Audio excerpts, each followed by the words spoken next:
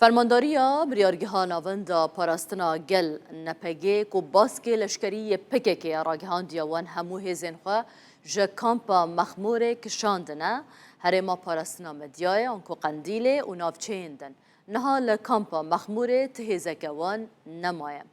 دا خوانیا پکه دا هاتیا کوان سال 2014 آن پشتی کو داعش رش کر وان هجماره که هزین هپگه او یا جاستاره شاندبون کامپا مخمور داکو براوانی لخلک بکن و برسوا چکدارن داعش بدن.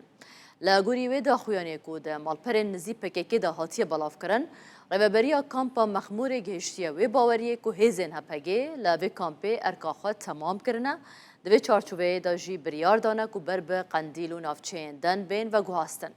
پکه دبی جوان جد دست بیکا مها ایلونه و قناغ بقناغ دست به و گوهاسنا هزین خواه جد کامپا مخموره کرنه نها لوی کامپه تهیزه کوان نمایم.